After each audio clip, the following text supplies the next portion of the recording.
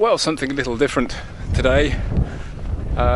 Going up, in terms of hills, in terms of hill walking, it's probably one of the smaller hills I've actually been up to actually do a video blog from, but it's only 100 meters high, but size is certainly no measure of greatness, and hopefully this is no less interesting for its modest size.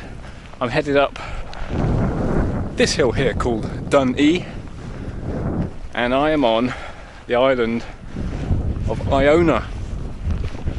I've actually been on here for a couple of hours, a few hours. I've been here since this morning. It's now about 2:30, and of course had to make my own kind of pilgrimage to the Abbey, which is down there.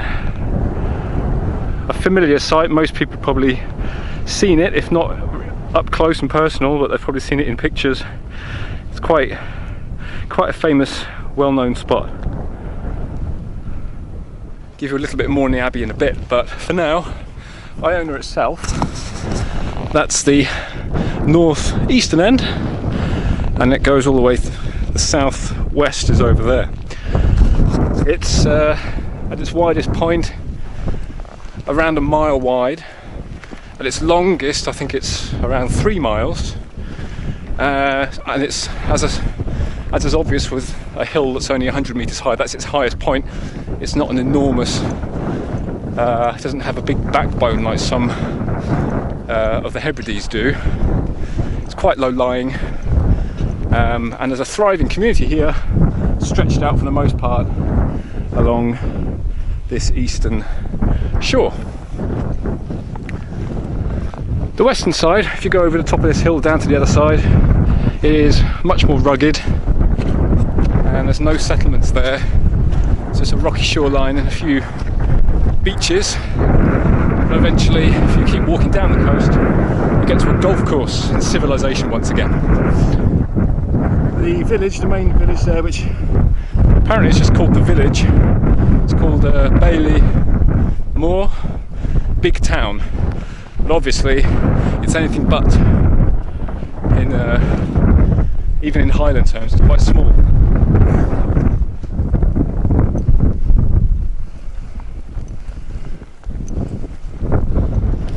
It's funny, after having the worst weather on and off for the 2 weeks that I've been away, suddenly, just as I've gone to Mull, been here 2 days, and it's coincided with the most incredible weather. A bit breezy still, but it's not wet. And yesterday and the day before was wall-to-wall sunshine and barely a cloud in the sky, which is perfect. And all too soon, because really I've only been walking up from the road for not even 10 minutes. All too soon you're at the top, it seems. Yep, I can see the cairn. And actually it becomes very apparent now, A, how small Iona is, and B, how rugged that side is. You can see beaches all the way down here. This is all farm, there's sheep, there's crofts down there, there's sheep farming around the outer edge, but then it does get very rugged.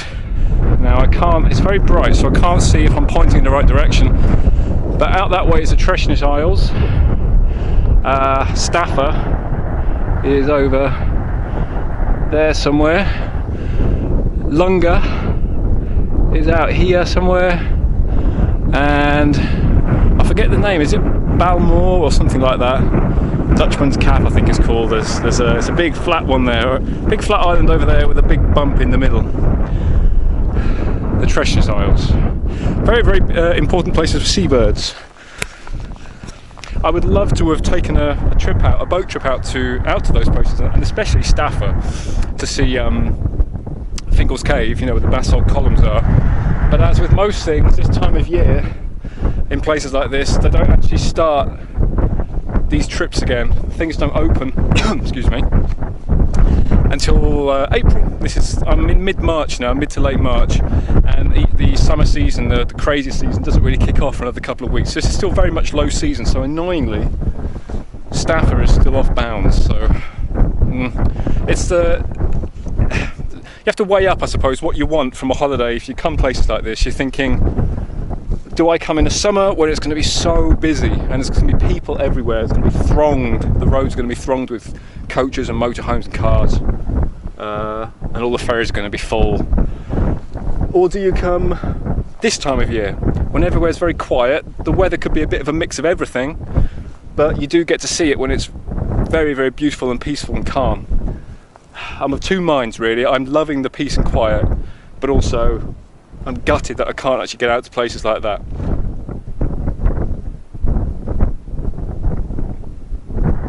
This is Mull all the way out along the horizon here, the very, very western end of the Ross of Mull, the big bit that sticks out like a big limb at the bottom. And way over there's Ardney. That's the Berg. Very, very wild place. Hoping to get there tomorrow. I want to go and see the fossilised trees. A very, very famous, a fossilised tree. Enormous, great big prehistoric tree, etched in rock in a cliff face. Very, very surreal. But it's a bit of a trek to get to, all the way on the bottom of those cliffs. So I want to try and get there tomorrow. And this is still Mull, all the way out on the horizon along here. Yeah. For this holiday, I should have done really what I did on Skye last year, where I had a week staying at the far north end and then a week staying at the far south end. I had a week on Trotternish and I had a week down in Carbos, because it takes a long time to get anywhere with the roads being the way they are, especially the road that goes to Kinloch. Very, very rugged, very, very bumpy. I mean, spectacular, but a bit of a trauma for your car. So it takes a long time to get anywhere. So I won't really be venturing. I won't be venturing to that the northern end, north of Loch Nakiel, which is over there. I won't be venturing up that way because it's just too far to go to and from where I'm based. So I'll save that for another time. It's always nice to have something to come back to. But it's been this is only the second full day here. Yesterday I went to Ered, which is the island here, which is cut off at high tide, but only just cut off. It's about an hour after high tide, it reveals a big sandbank that you can actually walk across between the two, and I found the most gorgeous, gorgeous, beautiful beach. Well, I guess I discovered it. I knew it was there because it's quite well reputed, and sea kayakers like to go in there. It's a very, very beautiful beach, but that was just spectacular. It was a little piece of heaven. That was yesterday. Let's see if I can just get a close-up of Staffa. This is as close as I'll get to it, I think, this week, sadly. Yeah, there it is, rising sheer out to the sea. Well, it's 3 o'clock. The last ferry is at 4:30, so I've got a bit of time. I can't see any point in tearing away, rushing away and getting the 3:30 ferry back, because it is, like I say, such an effort to get here. Iona has famously always been a place of pilgrimage ever since Columba arrived here from Ireland. Was it 563 AD? Who was exiled apparently from Ireland.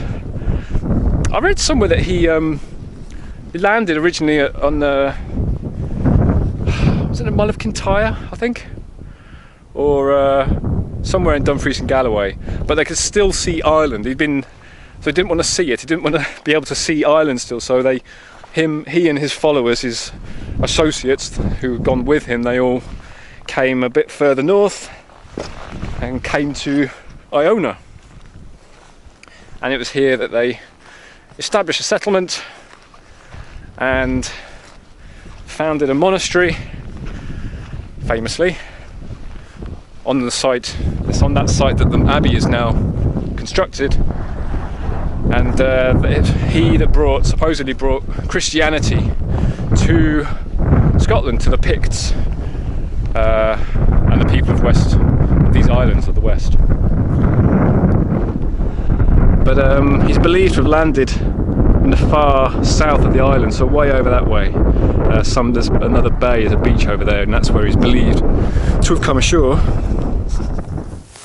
Well, while I've got a little bit of time to kill, a little over an hour, I may as well go down and take a look at one of these lovely beaches, I think.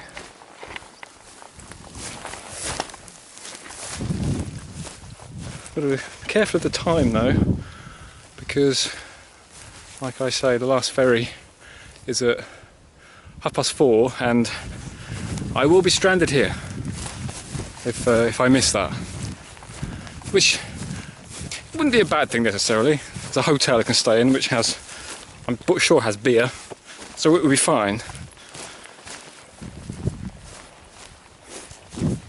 It's funny coming here, I mean I've got friends who have always spoken very highly of Iona, and it always looked very beautiful, and but I still think I thought it was somewhere I probably wouldn't ever go, because it was back in these days, the bagging days, when I was bagging enormous great big hills, and that was important to me. So I never saw like I had cause to go there, and it wasn't until I booked a cottage for this week on the Ross of Mull and then looked on a map, and who really knew exactly where Iona was. I knew kind of where it was, somewhere near to Mull, but it was only when I looked at the map and I realised it was just a few miles that it seemed obvious, well of course I'm going to have to go, being that close. But it's a beautiful place, very quiet, yeah, lovely place. I know some people get captivated by it, and some people obviously spend whole holidays here. I think I do need, much as I love coastal walks and beaches, I do need the occasional big hill to get up, so I think I'd miss that if I stayed here for a week or so. But I can see how it's a very attractive place to spend a week. While I'm just walking the 10 minutes down to the beach, I may as well tell you about the Abbey. The Abbey that's there now is actually a 13th century building in the main, built at the beginning of at least started at the beginning of the 13th century. The original monastery that was there was a much more rustic affair, and had been established at the end of the 6th century AD, and was a very popular and important and influential spot for religious teaching and learning and stuff.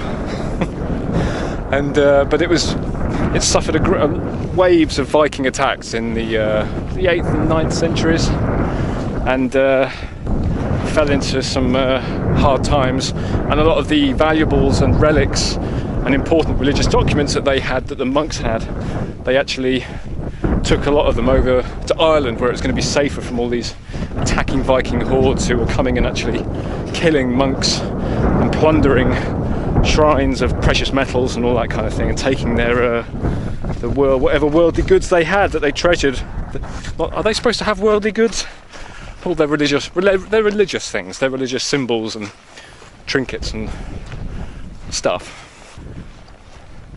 But it had been, I think, largely abandoned by the end of the 9th century, is it? And then it was resurrected by the Benedictine order of monks, and that is eventually where the current abbey was built, on that spot. And it had times of great influence, pilgrimage, all the way up until the Reformation in the 16th century, I think, when religious sites were trashed for the most part. It was that time in England as well, where Henry VIII and the dissolution of the monasteries. Lots of great, beautiful old buildings, although not so old back then, were just abandoned or demolished or left to ruin. And the Abbey at Iona was in a bit of a bad state after that point, after the 16th century, and it owes its appearance now. It's quite incredible. I didn't know this until a few days ago.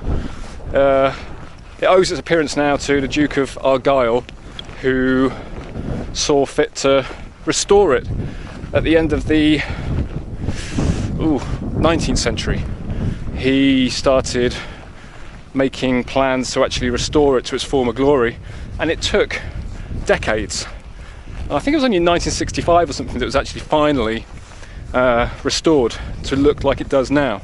And obviously it's still been done in the medieval style as much as could be known about it.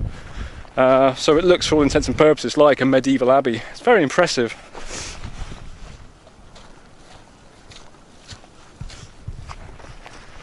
And it is now still used as a church by the community here, and it's no less popular with people making modern day pilgrimage, either as tourists or whatever reasons people have. People flock here in enormous numbers, something like 140,000 people a year come here, which does seem incredible when you drive the sort of long winding road along the Ross of Mull. It's quite amazing to think how many people travel on that tiny single track road, forever pulling in left for hordes of traffic coming off the ferry from the previous visitors who are now leaving Iona. It's quite amazing. So for that reason, I'm glad I'm here in March. The Abbey, a bit like other places, like the Forth Rail Bridge, and as someone reminded me today, York Minster. Difficult to get photos of these iconic buildings when they don't have scaffolding up around them, because the maintenance work, the restoration work never really ends. An ongoing process, especially in this part of the world with the storms they get. A really nice touch actually was the cloisters at the Abbey. On the guide, the audio guide, a lot of emphasis was put on what a haven from the weather it must have been. A very small cloisters, sort of a central courtyard with columns all the way around it. Said it must be a very peaceful place to get out of the Hebridean wind and storms. But it must be a brutal place to come and to have established a monastery from scratch, somewhere like this. I don't know when Columba landed, but I can only imagine he landed on a gorgeous sunny day when it looked like it looked like a little looked like a lovely idyllic spot.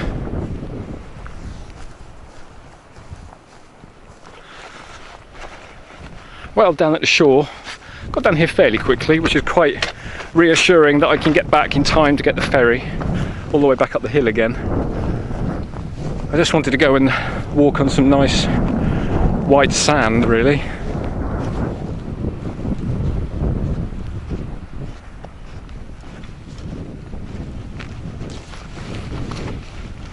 It's a lovely, peaceful place. I don't think many people really come over here. I think most of them stay back at down at the village.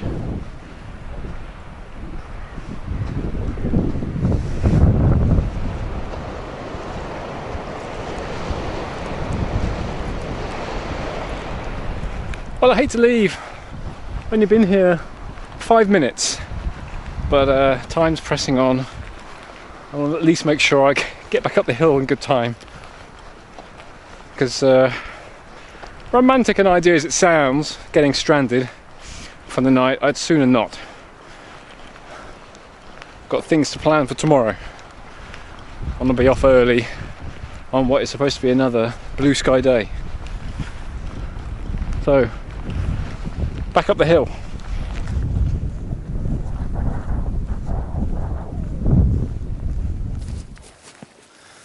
Well, the climb up here from the other side starts off not at an enormous altitude, but higher than, well, not at sea level, and it's on a good path.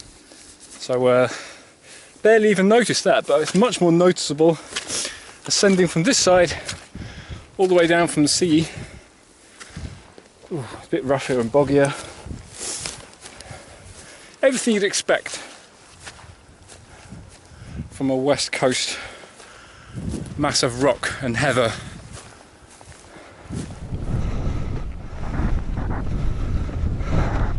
And we're back. Ferry is in all the way down there. Here we are, trusty Calmac ferry. Right, it's 3:45, plenty of time. Make my way back.